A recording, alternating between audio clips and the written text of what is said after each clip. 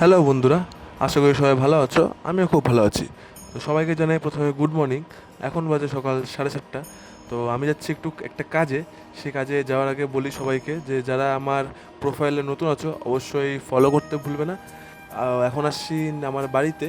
তো এই আমার বাড়ির প্রতিমা যেটা আছে সেটা 54 বছরের প্রতিমা। আর এবার যে মহালয়া আসছে 10ই অক্টোবর, সেটা হচ্ছে 55 বছর পূজা পদর্পিত হবে।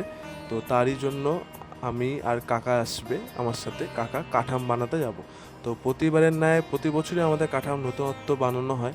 এবারও তাই হচ্ছে। তো এর সাথে এই ব্যানারটা আমার হাতে তৈরি করা, এবার এটা চেঞ্জ করতে লাগবে তাদের সাথে। তো চলে আসলাম মায়ের কাঠাম বানাতে। এটা হচ্ছে শ্যামপুর মোড়ের রাস্তা। এইদিকে চলে গেল শ্যামপুর মোড়। শ্যামপুর মোড়ের অনেকটাই আগে বাঁ দিকে একটা কাঠের মিল টাইপের পড়বে, আর ওইদিকে একটা মন্দির, তার পাশেই গলি আছে। যিনি বানাচ্ছেন কাঠাম আমাদের কৃষ্ণ কাকু। তো ওনার বাড়িতেই যাওয়া যাক। তো এই মুহূর্তে বাড়িতেও চলে আসলাম আমরা। যাই দেখি ঠাকুরের কাঠামের সমস্ত আয়োজন শুরু হয়ে গেছে। কাঠাম কাটা, কাঠ শেপে আনা হয়ে গেছে। তারই সাথে সাথে এখানে কাজও চলছে কাকুর হাতে। কাকুর হাত অনেকটাই নিখুঁত। কাকু অনেক বছর ধরে আমাদের এতে কাঠাম বানায় এবং বানায় আসছে। এইদিকে 3টে কাঠ আর ওইদিকে 3টে কাঠ, এই 6টা কাঠ দিয়ে মেন স্ট্রাকচারটা প্রতিমার আমাদের এই কাঠামোও বসবে। আর এই কাঠামের মানে কি বলবো, এই কাঠামগুলো বানানো আমার দাদুর আমল থেকে চলে আসছে। আমাদের কোনো কাঠাম রিপিট হয় না। একটা কাঠাম বিসর্জন হয়ে যায়, আবার নতুন কাঠাম পরের বছর তৈরি হয়। তো দাদুর আমল থেকে চলে আসছে, ওই জন্য দাদুর প্রথা মেনেই আমরা এখনও পর্যন্ত এগুলো কাজ করে যাচ্ছি। কাকার সাথে সাথে আমরা কিছুটা করছি। কাকারা যেহেতু মেন বড়, তো কাকারা যাই বলে আমরা তাই শুনে কাজটা করে যাচ্ছি। তো এইবার প্রথম আমি কাঠাম বানানোর কাজে আসলাম। প্রতিবার বাড়িতেই বানানো হয়, এবার এখানে বানাতে এসেছি। আর তারই সাথে সাথে যে আমাদের প্রতিমার কাঠামে যে গজাল বা পেরেক লাগে, সেগুলো আমাদের বাড়ি থেকে আনা হয়। কারণ সেগুলো ঠাকুরের কাছে অর্পণ করে তারপরে আনা হয়, যেটা কাঠাম ভালো করে প্রতিষ্ঠা করা হয়।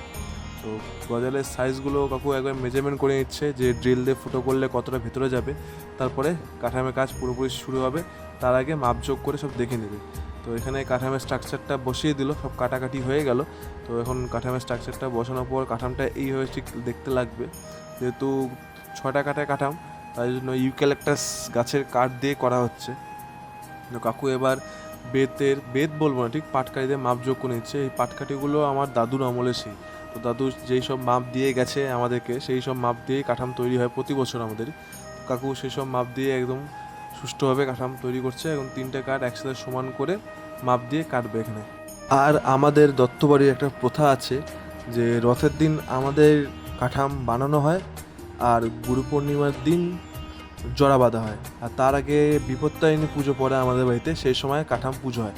তো ওই বিপত্তারিণী পুজোর সময় কাঠাম পুজো দেওয়ার পরেই আমাদের কাঠাম চলে যায় পাল মহাশয়ের কাছে, যিনি আমাদের ঠাকুর বানায়, ভানুপাল মহাশয়। তিনি একদম মানে গুরু পূর্ণিমার দিন থেকে জড়া বাঁধা শুরু হয়ে যায়। তারপরে মায়ের মূর্তি গড়াও শুরু হয়ে যায় আস্তে আস্তে। যেহেতু মহালয়া বেশি দিন নেই, তাই জন্য পুজো আসছে একদম আমাদের দত্ত বাড়িতে। আর আমাদের বাড়িতে আমাদের মায়ের পুজো মানে আমাদের কাছে দুর্গা পুজো। তো কাকু এখানে এখন ড্রিল দিয়ে সব জায়গায় ফুটো করে নিল। এরপরে গজালগুলো সেট বাই সেট বসাবে। তো গজাল বসানোর আগে ড্রিল দিয়ে ফুটো করে নিল, কারণ গজালটা ভালো করে সেট হবে। আর যে অবশিষ্টাংশ গজাল বাইরে বেরিয়ে থাকবে সেটা পিছন দিকে ঘুরিয়ে বেরিয়ে দিবে একদম। তো ড্রিল দিয়ে ফুটো করার পর কাকু এখন গজালগুলা একটা একটা করে ভেতরে মারছে, যাতে ভালো করে সেট হয়ে যায়। কারণ মাপ বরাবর সেট না হলে আমাদের কাঠামো যখন প্রতিমা প্রতিষ্ঠিত হবে তখন মানে এইদিক ওইদিক নড়বে, ঠিকঠাক যদি সেট না হয় গজাল সহ। তো আমাদের প্রতিমার কাঠামোতে 3টে কাঠ উপরে দেওয়ার কারণ হচ্ছে সামনের দিকটা আছে, এর সামনের দিকটা প্রতিমার ফ্রন্ট, আর পিছনের দিকটা প্রথমে ব্যাক। কারণ পিছনের দিকটা এতটাই ওয়েট পড়ে না, কারণ প্রতিমার বাহন আছে, মহাদেব আছেন। তো তিনজনের ওয়েট মিলে প্রায় অনেকটাই ওয়েটে যায়। সামনে বাহন মানে সিংহ থাকবে, পিছন দিকে বাবা মহাদেব এবং মা চণ্ডী থাকবে।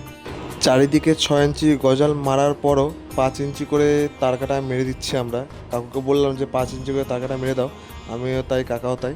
তো মেরে দেওয়ার কারণ তাহলে একদম পুরো মজবুত হয়ে যাবে, আর কোনোভাবেই ছাড়ার ক্ষমতা নেই কাঠটা বা তারকাটা গজাল সহ।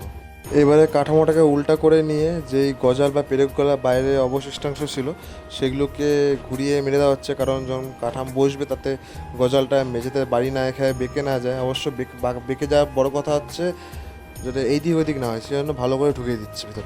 তো সব শেষে উপরে একটা পাতলা কাঠের শিট দিল, পাতলা ঠিক বলবো না, ভালোই আছে, 1/2 ইঞ্চি মতো। কারণ এখানে বাহন বসবে সিংহ, যেহেতু এর ওয়েটটা এর উপরে পড়বে, তার জন্য কাঠের চারিদিকে ডিভাইড হতে পারবে। ওই জন্য এবার আমরা এই কাঠের শিটটা দিচ্ছি। তারই সাথে এবার কাঠামোতে এরকম বাটাম দেওয়া হলো নিচে গ্যাটিস, যাতে কারো হাত টাত চাপা না পড়ে, কারণ আগেরবার আমার এক কাকার হাত চাপা পড়ে গেছিলো। সেজন্য একটু উঁচু হবে কাঠামোটা, কিন্তু একদিকে সেফটি আমাদেরই, যারা ধরবে কাঠামো তাদের দিক থেকে হাতে একটা বড় সেফটি। চারদিকে 4টা গুটকা দিলে কাঠামোটা একটু উঁচু হবে, কিন্তু সাপোর্ট পেয়ে যাবে। বাই চান্স যদি কেউ উঠাতেও যায় কাঠাম, একদিকে উঁচু হয়ে যাবে, একদিকে নিচু হবে, কিন্তু ওই নিচু হওয়ার আগে হাতটা সরিয়ে নিতে হবে কেউ, তাতে রিস্ক অনেকটাই বাঁচবে। তো এবারে মায়ের কাঠামো বাড়িতে নিয়ে যাওয়ার পালা। কাকা যাচ্ছে টোটো করে, আর আমি যেহেতু বাইক নিয়ে এসেছি জন্য বাইকের সাথে যাচ্ছি। তো কাঠামোটা টোটোতে উঠিয়ে দেওয়ার পর দেখলাম একটু বাইরের দিকে বেরিয়ে আছে, কিন্তু সেটা বড় কথা না। বড় কথা হচ্ছে লোকের গায়েটা যাতে না লেগে কোনো লোক আহত না হয়ে যায়। তো চলো বাড়ির উদ্দেশ্যে। তো তারই সাথে বাড়িতে এসে কাঠামোটা মন্দিরের উপরে ধুয়ে টুয়ে সব তুলে দিলাম একবারে। শনিবার দিন বিপত্তারিণীর পুজো আছে, সেদিন এই কাঠামোটাই পুজো হবে আমাদের বাড়িতে। তো মায়ের কাঠামো মায়ের কাছেই চলে এসছে এবারে। তো চলো আস্তে আস্তে ভিডিওটা শেষ করি। আশা করি ভিডিওটা ভালো লেগেছে তোমাদের। অবশ্যই লাইক কমেন্ট শেয়ার করতে ভুলবে না। দেখা হবে অন্য ভিডিওতে। ততক্ষণ জন্য সবাই ভালো থাকবেন, সুস্থ থাকবেন।